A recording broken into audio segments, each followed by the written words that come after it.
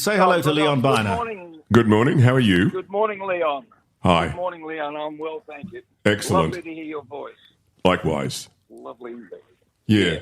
This Qantas thing is going to ferment into a much bigger issue because, I'm sure it will. Well, I've got some interesting information I can share with you. There are two very successful international players, that is airlines, who want to do a lot more in Australia. Good. And, you know, if they're allowed to do it, the price of fares could come down 35-40%. And what's the argument for not letting them do it? Well, you see, there's a lot of obfuscation going on at the moment. Yeah. Here comes the government again, hey? Well, you see, you wonder in whose interests this is, because we're a vast country, as you know, and the travelling public need airfares that are affordable, especially for families, you know? Absolutely. You know, because if you've got, say, two parents and a couple of children or more, flying anywhere domestically is damn expensive. Very expensive.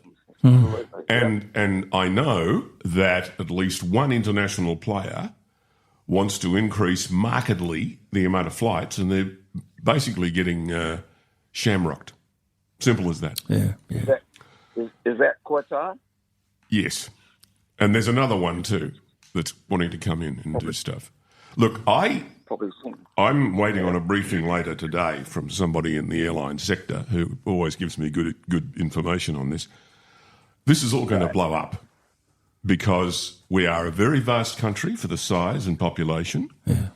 We've got huge distances between ports, particularly from coast to coast. We can't sustain airfares that people can't afford. But particularly when we don't have to. If we have a mechanism through which the airfares become more affordable, we should avail ourselves of that. See, there's a lot of businesses, as you know. There's not just the consumer, that's important, but there's also tourism businesses. Oh, sure. And if we can bring in people and ferry them out, that's going to help tourism, bed nights, the whole range of things. Yep. I'm waiting on some info later today because I think this is all going to blow up. I really do. Yep, good point. Well, Leighton, look after yourself. Thank you very much, and look after yourself as well, Leon. I will. And, nice to hear you. Thank you. Same to you, mate. When you can't find a friend, you still got the radio. Singing with the when you can't find a friend, you still got the radio. The radio. Listen to the radio. The radio. Listen to the radio. Still got the radio. Listen to the radio. The radio. Listen to the radio. The radio. And if you can't find the friend, you just pick up the telephone and you can dial us up on 0491 65 68 60. Leon Byner is with me. Leon, we've found a couple of things from the past that might cause you to. You want both of them? Oh yeah. Hit it twice then. All right. Well, okay. This is either nostalgic or embarrassing. I'll do this one first. Do one of them. This is a longer one. Tony found these. Okay. On a website. No, Oh, right here? Okay. Led Zeppelin 4 album from FiveAA's album chart, which comes out again Friday. Going to California, 607 and a half. Radio by KA. She recently swallowed an olive and was rushed to a maternity hospital. With a figure like that, she could only have been one person, the Witch Queen of New Orleans. Mari, she'll put a spell on you. Mari, she'll put a spell on you. The Witch Queen of New Orleans, Redbone. It's now 6:10. Direct from Melbourne, that great group. Phoenix, Winston Charles, Tollgate Hotel, Glen Osmond. Radio by KA. She walked through the corn, leading down to the river. Like a fall, on the run. Manfred Mann, 5KA Gold, 1971. Fox on the Run. It's 14 after 6 now. Hey, last winter, you know what me folks' teeth sounded like? Oh, I was frozen.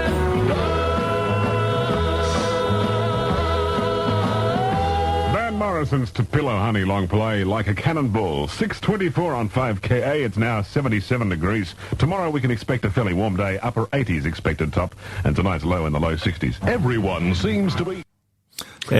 Memories? Oh, yeah. God, things have changed. Well, but the voice is so like John Law's. Yeah. Did you mean it to be, or were you influenced by him? Oh, not really, because I actually replaced him when he had a very bad bout of heart issues. Yes, I remember in that. Sydney. That was 2UW, wasn't it? Yeah. And we managed to stay at number one for quite a while. He was away for a while.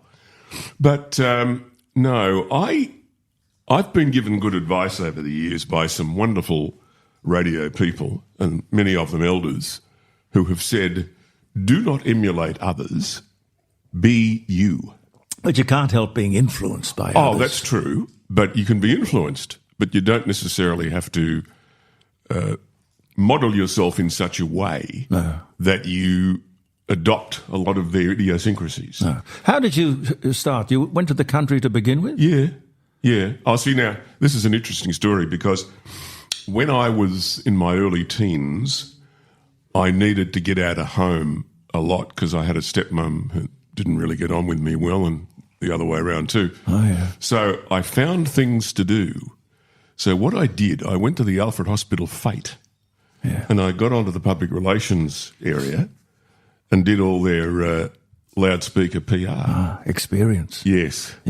And I did that for a couple of years, and it was amazing the number of people came to me, including a very famous, at the time, Shakespearean actor by the name of John Bell, who walked up to me and said, son, you get in radio, you do it, go and do it. Yeah. And he gave me a couple of names, and I rang them, and they said, come and talk to us. So that's how that happened. And you got the experience in the country, then you came back to Adelaide? Yeah. Yeah. What station to begin with? Oh, I worked in 3SR Shepparton. Yeah. See, we were lucky because that time, which was in the sort of mid-60s, you still had people who could teach you and sort of mentor you. And I was probably the last of a group that had the privilege of that happening because over time, those people don't exist anymore. Everything's networked now. Yes. You don't really have... The breakfast sessions might be local, but now it's all sort of networked everywhere. It wouldn't matter so much if it worked, but these people are so focused on the bottom line. I guess it's because they have accountants rather than show people. I think, and this has been proven time and time again, that if you're local and you connect with the consumer wherever he or she is, you're going to do well. Yeah. Because the connection's the really important thing. And then you add your clients and sponsors and ads to that, and that can be very good. But unfortunately, we do a lot what's called networking, and I think we lose out.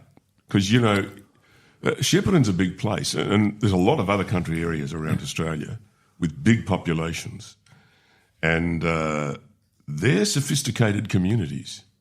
And the radio station is an integral part of that community. It always is. And that's how it started, and I'm sure that's how the people would prefer it to be. And I would imagine that the wise thing is always do what the people prefer. Yes. But local always wins, Jeremy. Yeah. As you would know well. Yep.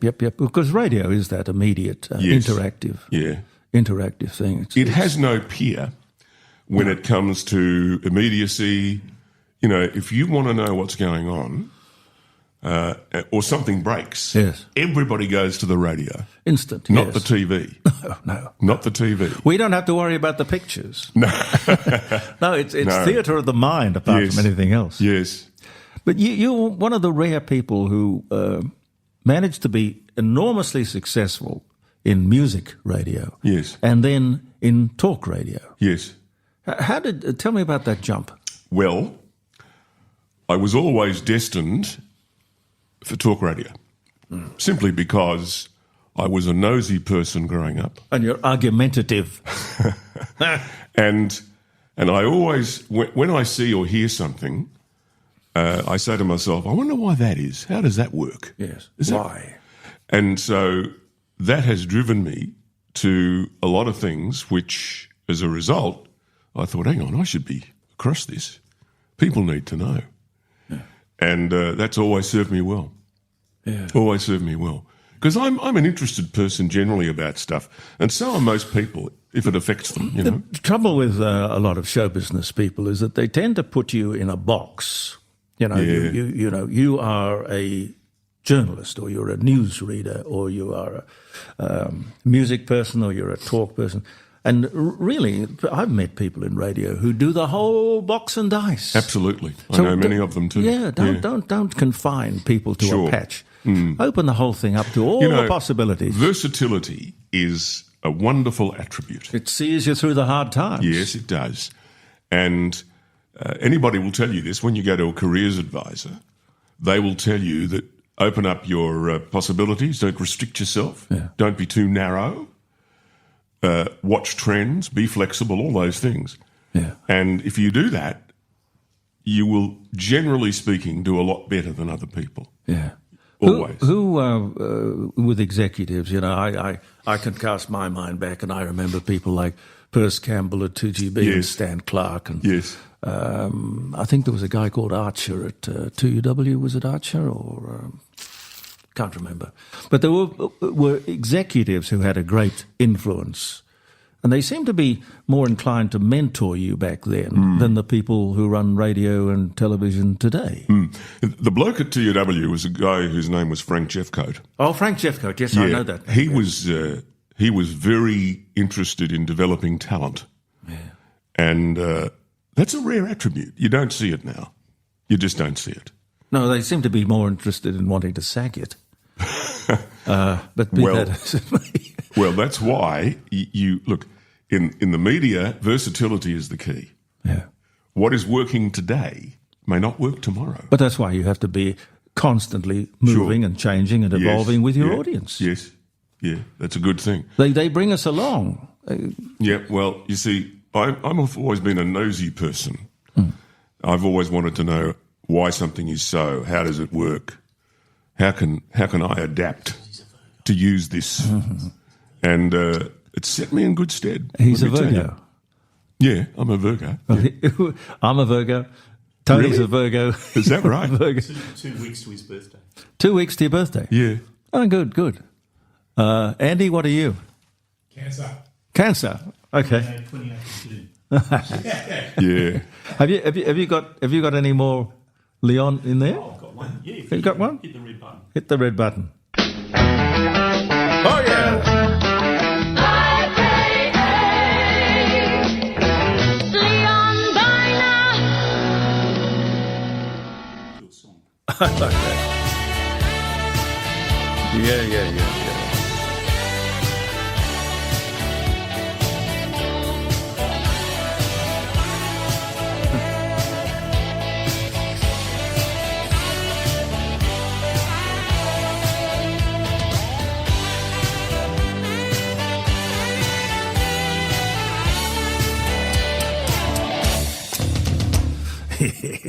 You really made it when you have a singing jingle. Oh, yeah, that was an interesting time because if you worked for a radio station and you did a prime shift, they would have the jingle department sing you. Yeah. Yeah, but it was big time, wasn't it? Yes. Oh, yeah. Radio stations at that time spent enormous amounts of money on jingles. Yeah. You know? It was all part of the pizzazz. It was, You know, people buy the sizzle, not the steak. Correct. You know, it's a tricky thing. Since you left AA, and I still don't know why you left AA, people ask me, why did Leon Byner leave AA? It wasn't fully my decision to do that. Well, what possibly could be their thinking on that? I don't know. I'm not a good mind reader, so I don't know. But I get asked that question more than you can imagine. Oh, no. Everywhere I go. If people why ask aren't you on me, the I'm radio? sure they'd be asking you. Yeah. I get asked all the time when I go to the shops, whatever, the vet, the florist. When are you going to be on radio again? Well, that's a good question. When are you? I don't know. But I've got a feeling that things might turn soon. I just have that feeling. Yes. Yes, I think the whole thing is pregnant with possibilities. Yes, yeah. And, you know, I'm a nosy and interested person in so many things, so I like to keep across of what's going on. Yeah, when I watch some of these current affairs programs on television, it amazes me how the journalist, it's almost like he or she has a clipboard and all the questions are written down, and as soon as the bloke stops talking, well, you go to the next question. When in actual fact, that answer has provoked Yes. a whole lot of questions that have to be asked. Yes, I remember years and years ago when I was around people who really knew what they were doing and wonderful mentors. The thing they said more than anything that you need to do if you're going to be... Listen. Yeah. Listen, yes. If you're a great listener, you will do well. Yeah. Because what happens is a lot of people in the journo business now just have their list of questions. Yeah. They don't really pay a lot of attention to many of the answers, which often can contain things that are worth pursuing. Yeah, yeah. And they just go down the list. Yeah. So, you know, having a set of ears is not a bad thing. Not a bad thing when you're doing this. It'll be interesting to set something up so that in the middle of your answer, while the bloke was busy looking for his next question, you know, you slipped in and, oh, by the way, I murdered my wife this morning.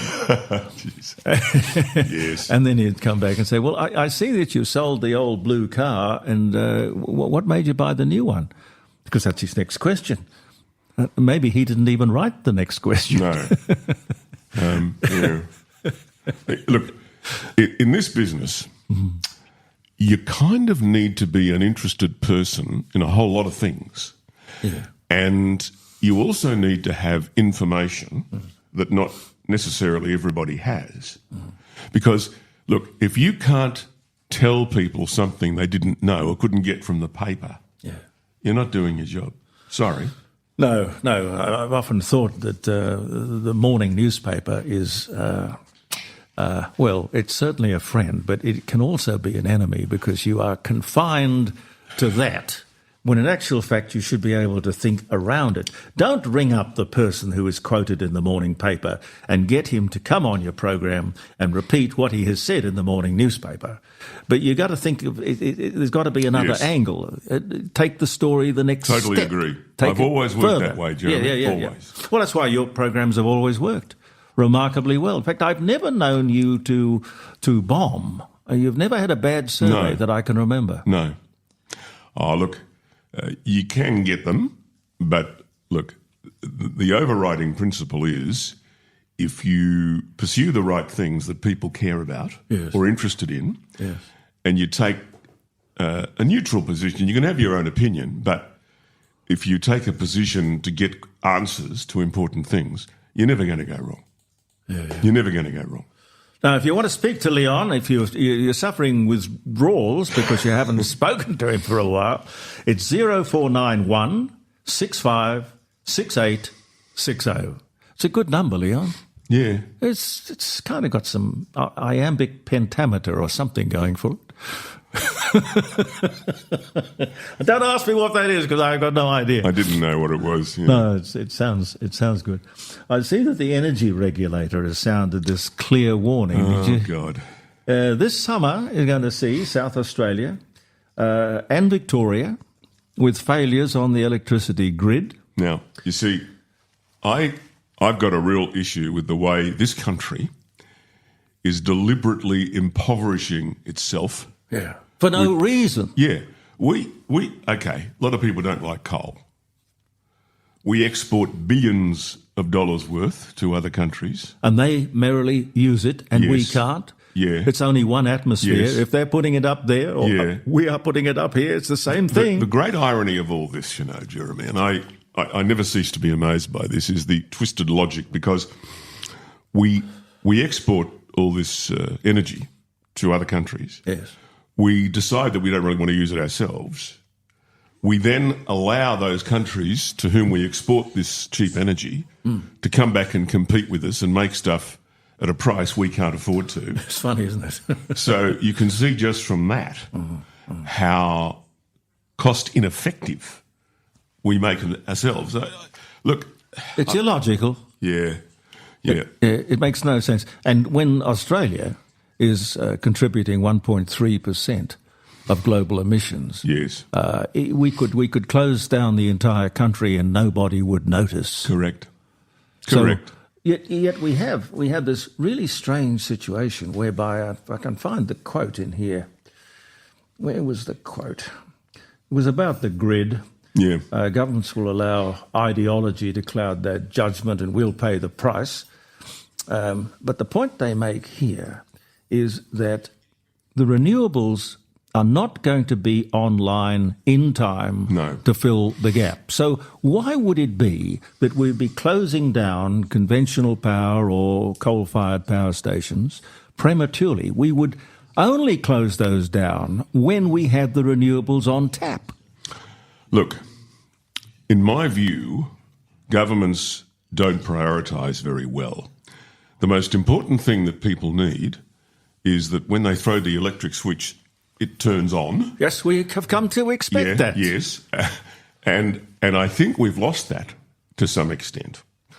And to say, well, I haven't got much power today, is just naive and stupid. We are an energy-rich country, Jeremy. Abundant. Yeah. We've got minerals and wealth beneath our feet that covers everything. Yeah. And yet we treat ourselves as if none of that exists. No. That we have to bring it in, which we don't. No. It's all under our feet. Yeah. And I just wish that we could get the ideological politics out of this. Well, you'd have to just get the left wing out of the country. Yeah, well, look, what is important is people need energy now. I mean, you think about it. If you didn't have electricity, what the hell would you do? But as a country, if you are given certain blessings, if you're given certain assets, can you imagine somebody turning up and at the front door of Saudi Arabia and saying, I'm sorry, Sheikh, we don't want you to pump any more oil. I mean, you would be, your head would be off or your legs would be gone, but you certainly wouldn't be listened to. And yet we've got these people who white ant this beautiful country by saying, oh, no, yes, you've got uranium, you've got abundant gas and coal, every resource you could think of, you're energy rich, but you can't use it. Why do we listen to such nonsense? Look, I think the worm will turn here, and it'll be sooner than later. That's my feedback on this. And because, you know, you've got to give people the opportunity of either cooling or warming their house, of being able to put the dishwashing machine on, or indeed the laundry appliances that you've got to do your clothes or whatever. Right. Or to cook. So, look, whatever we do, someone's not going to be happy. No, well, I mean, but that's the truth of it. But we isn't it? should have patriotic, not political. We must do what is good for the people, what is good for the country, not the ideology. Tony's got me something here, which I think is from 2GB. Can we listen to this? Yeah. Okay, let's have a listen. Exclusions apply. Before buying insurance issued by GIO, read the PDS. Call for a copy. TMD also That's available. a free commercial. Right now we're getting ready to talk to Canada, and we want to talk about nuclear power and small modular reactors. They are the small nuclear plants that can be plugged into the grid. They're about the size of a shipping container, and they have lots of upsides. Their small scale means they cost less to build, and there's not as much anxiety around these types of reactors because they are a lot smaller. More than 30 countries around the world have got nuclear energy, but the technology has been banned in Australia since the late 1990s, despite having some of the largest reserves of the key ingredient, uranium. So let's find out how this is working on the other side of the world. We're taking it to Canada, where nuclear provides up to 15% of their total energy needs. And they're looking into small nuclear reactors. By the end of the decade, they expect this reactor to start supplying enough energy for 1.2 million homes, and they're free from emissions. Todd Smith is the Energy Minister for Ontario, and he joins me on the line. G'day, Todd.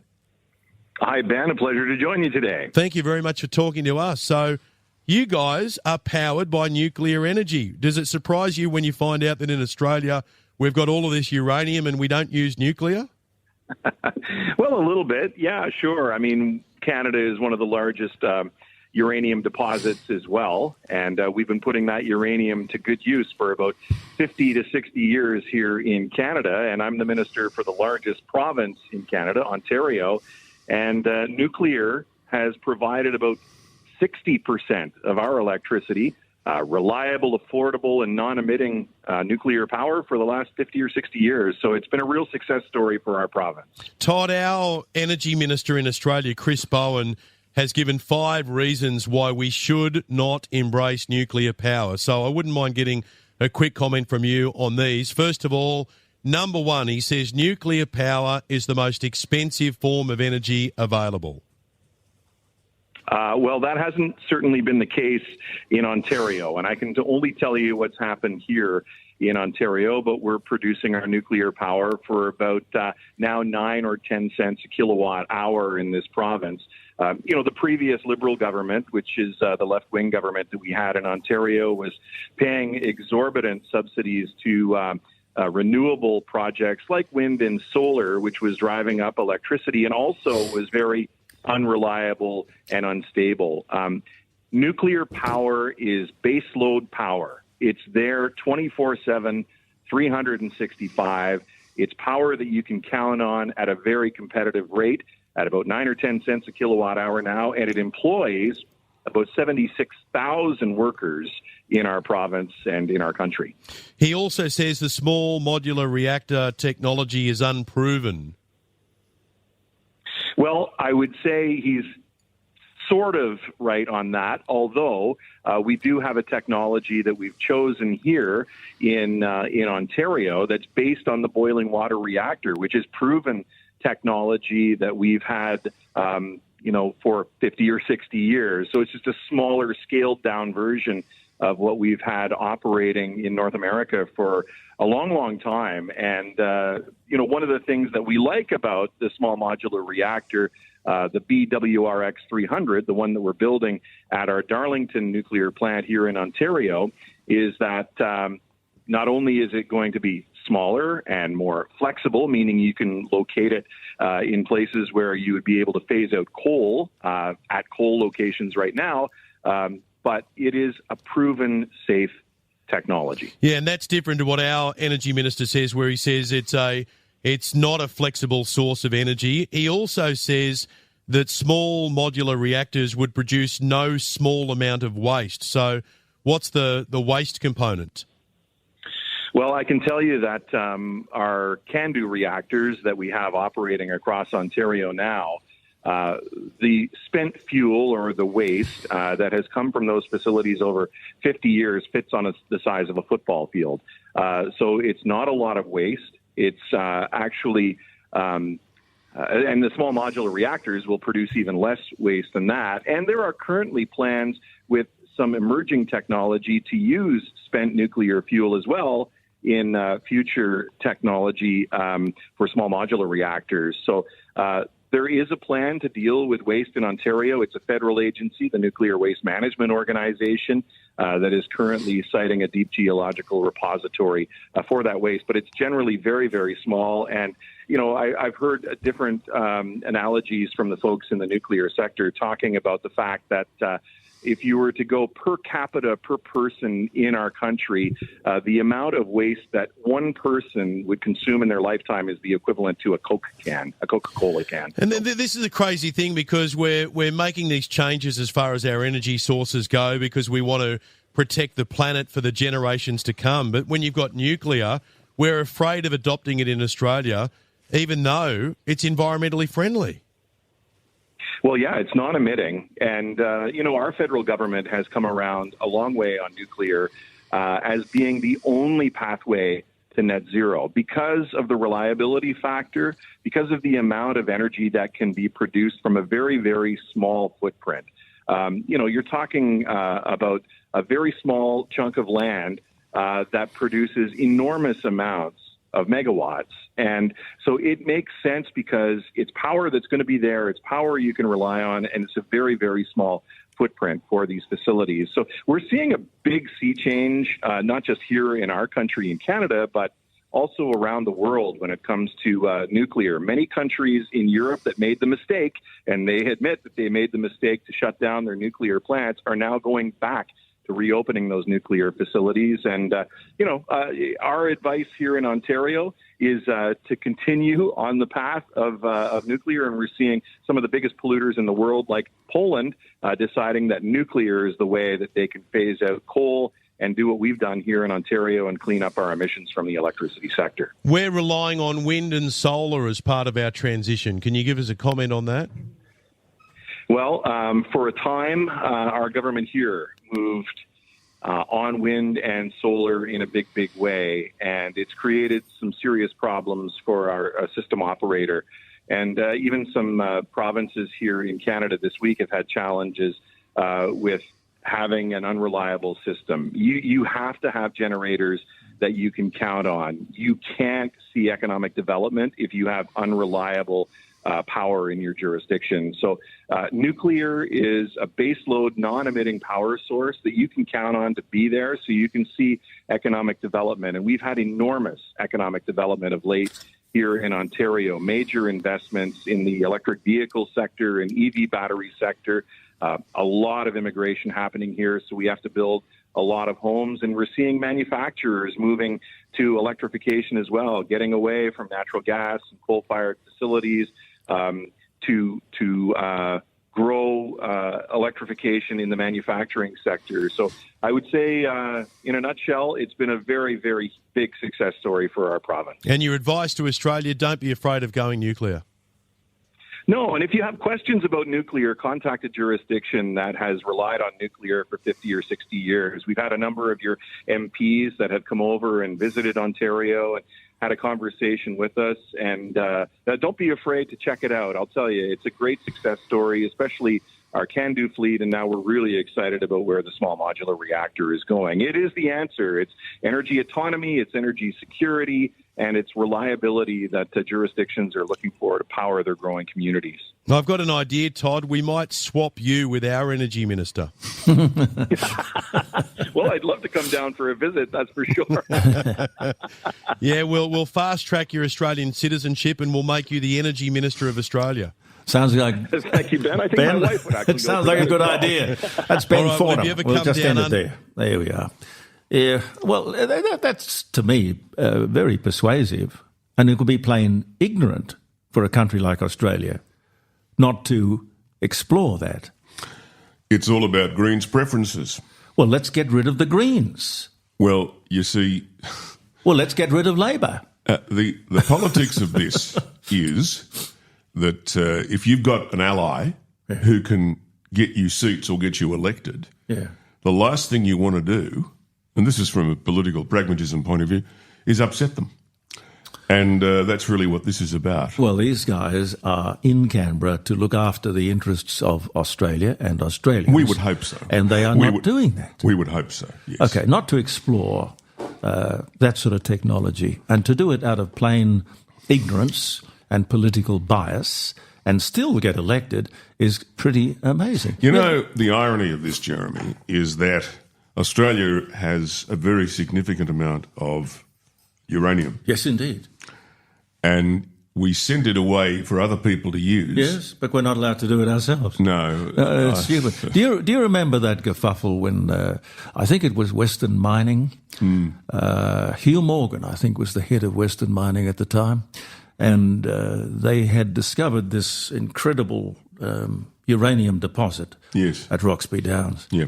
And we, or the Labor Party in power at the time, would not let it be developed.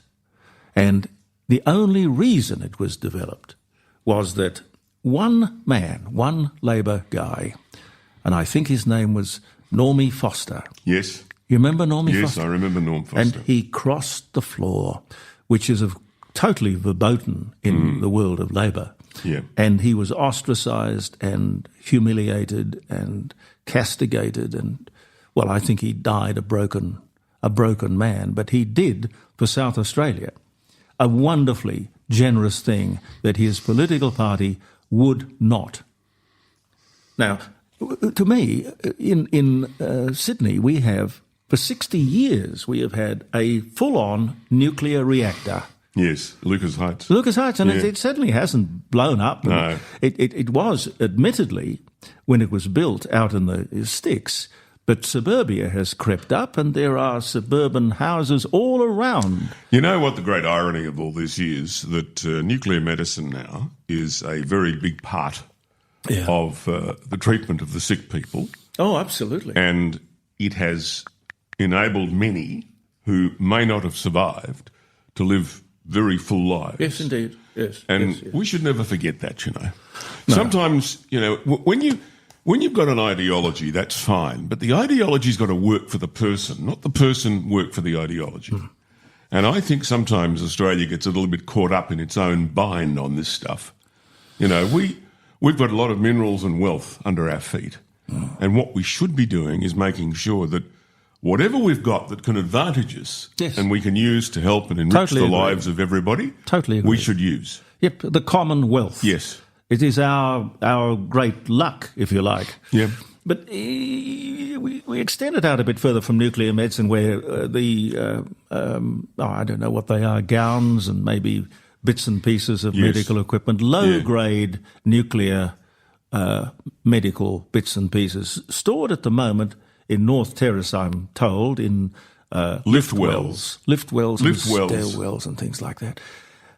If it's safe to do that in North Terrace, it would be certainly okay to do it at Kimber. But no, we can't do it at Kimber because the Aboriginals won't have it, and we have a federal government that won't tackle them on their superstitious rubbish. Yeah, look, ultimately, Australia will have to see the way here. Yeah. I think, you know, we're a very, very lucky country in more ways than one. But we can run out of luck. Well, yes, we can. But we are fortunate in that so much of what's under our feet can enrich the population. Because we've got so much mineral wealth here in Australia. And the amount of people who pay massive taxes developing that wealth, which pays for the social programs that often we're demanding, is quite extraordinary. Yeah. So I think we must never lose faith in what we're actually doing and for whom it benefits. Because I think sometimes, you know, you can get... I understand that there are people who are uncomfortable with nuclear energy. I understand that. But you know what? From the people I've spoken to across the board at unis and so on that know this stuff and eat, sleep and drink it, have all said we've come a long way with that technology now in terms of safety matters, and that we would be fools. I mean, we've got a very, very rich supply of uranium in Australia. Yes. We'd be fools not to use it. It's like the medical world coming to us and saying, look, we can cure various cancers. We can do this and we can do that with nuclear medicine. Yeah. And for strange flat earth political reasons, the government says, oh, no, we can't do it. No, let them die. Let them die. Yeah. The same thing applies to other uses for nuclear power. And while those uses are there and the nuclear energy is at our fingertips, our uranium resources are there for us to use, as you point out. Yes. The government is playing crazy. Why would we not, with this referendum that's coming up, put another question? Because that would be pretty cheap. And the question would be to approve or disapprove of nuclear power in Australia. Government won't touch it with a barge pole. Why? Trust me. But a democratic vote like that, I think, would be very interesting. Yes, I know. But you see, a lot of people in office, in government office, rely on preferences from a group which, if they didn't get their support, would probably not be in government. Would it surprise you to know I wouldn't care if they were in government or out of government? No, it wouldn't surprise me to know. But that's the reality, though. That's what we're dealing with. The people should decide about nuclear of course they power. Should. Yeah. We'll see. You know, I've got relatives who've had the benefit of nuclear medicine. Yes, so have I. Yeah. And most people listening will have an experience. Will have been touched by it somewhere. Yeah, indeed. So we're fools to ignore the sort of technology which can actually help you live a fulfilling life. Mm-hmm. How silly it would be to reject that. And this summer coming, when the regulator says quite openly, South Australia and Victoria have a place on the grid that is very fragile. You are going to have blackouts. And this government is going to allow it. Yeah, see, I'm lucky. I saw this coming 10 years ago, and I raided my super, and I put in a battery and solar. Yeah. And it was the best thing I ever did. Best thing I ever did. Because I could see from all the, as you and I and people listening hear what is being said, we're basically being told that we're going to be devoid of energy. Which for a country like Australia, with all of the resources we've got, is just unfathomable. But are we Seriously. going to let them get away with that? Well, I think the penny is starting to drop, albeit very slowly, on this matter. Because, mate, let me tell you, when your ordinary person gets home of a day and flicks the switch, woe betide if the lights don't go on. Yes. Woe betide. Yeah, I wouldn't want to be around an election day when the lights when the lights don't come on. But mate, that's the real test here. You see, the real test. Yeah, but when you say it was the best thing you ever did, I hear these conflicting stories about people putting the system in and then finding that they get bigger bills. Oh well, if that happens, you've got something wrong with your system. Because I made a very, I did a bit of research. And I've got to say that I don't regret it. Because, I put in solar and batteries years ago. Best thing I ever did. Mm-hmm. Best thing I ever did. And now I've got people coming to me wanting to see what I did. And I'm thinking, was it that clever? I just wanted to make sure I had power when we needed it. What is the life of a system like that? Do you get stuck with having to replace the solar collectors? No. Easily you get 20 years out of it, probably more. Yeah. And see, the other thing is that solar technology now is far superior than what it was even 5 years ago. Yeah. So your average panel delivers a more efficient energy than what even 5 years ago you could get. Yeah. So things are, and the other good thing is because a lot of people are doing it, the price is coming down. Yeah. Does your system handle blackouts as well? Yes. My system handles blackouts. See, I've got an app. I'll do a kind of I'm just looking it up now because you can do it. It's very clever how you can get an app on your phone on this. But I've got an energy app and it tells me how much battery power I've got. And if, for some reason, the grid went down, I would still have power. And unless the grid stayed down for more than a couple of hours, probably a lot more, you might be in a little bit of trouble. So the battery's good for a couple of hours? Oh, easy. Oh, you'd probably get a few hours out of it. And see, the thing is this, on a day where it's sunny, you're running off your solar anyway. You're not using grid. No. If you've got it set up right, because I went into this thing really carefully a while ago because I thought, how are the poor strugglers going to work with this? And now you can do all sorts of deals, even if you haven't got a lot of ready capital, so that because if your power bill, energy costs are going up, so having solar represents a very important investment to knock your bill right down. What happens, though, when more and more people, say, go independent with a solar system? The weight on the people who are still on the grid is going to be intolerable. Oh, I'm not sure that's entirely correct. There's been a view put out that says that. But you've got to have the grid there. You can't. There are some people who maybe could run totally independent, but that's not really what you want to do. You just want to make sure that when you get home and you put the switch on, the lights come on. That's all. Yeah, no, that's perfectly right. So it's not. It ain't rocket science, and we're lucky because you could go. I mean, I've got an app. I'll just have a look at it and describe it. But it says, see, it's got carbon track. Let's go into it and just see where the battery's at. Now, I bet it's 100% charged because at the moment I wouldn't be using the battery because you've got the solar, which is, so here we go. My battery's 100%, right? Yep. So I would be running off the sunlight today, not even using the battery. It's a bit cloudy now. Yeah, but there's enough there to charge the... Yeah, oh yeah. Okay. Well, that has to be, it's 100%. Yeah. Now, that's pretty good. On a day that's inclement, where it's a bit cloudy, to be 100% on your battery at, say, lunchtime is pretty good. Will you come back and see us again? Of course I will. Good. I'll just wait for the invite. No, it's the standing invitation. Standing invitation. Just quickly, because we're running out of time. And, Tony tells me we've got to finish on time. I just have this wonderful feeling with this system. We don't have to do anything. It's a Virgo thing. How do you think the referendum is going to go? It won't get up. No, I don't think it'll get up either, but what a waste of money. Look, I can tell you that in my view of talking with people, and I love doing that to find out what the temperature is on things, they're not too committed to this. They don't really care. They don't see that it touches them.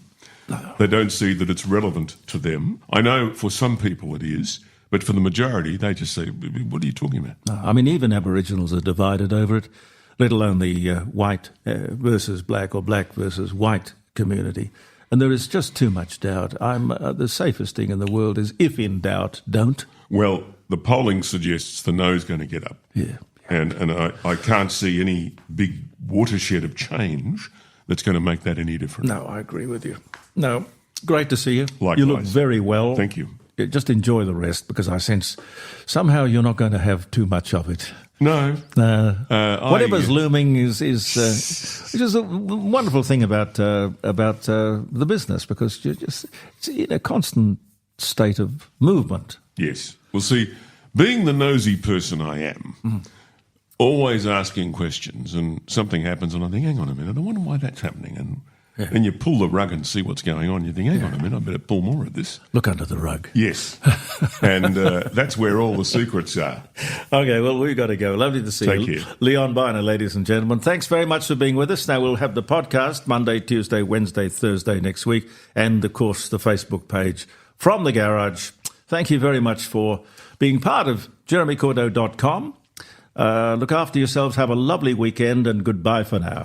When you're all alone and blue, no one to tell your troubles to, remember me, I'm the one who loves you. When this whole world turns you down, not a true friend can be found. Remember me, I'm the one who loves you.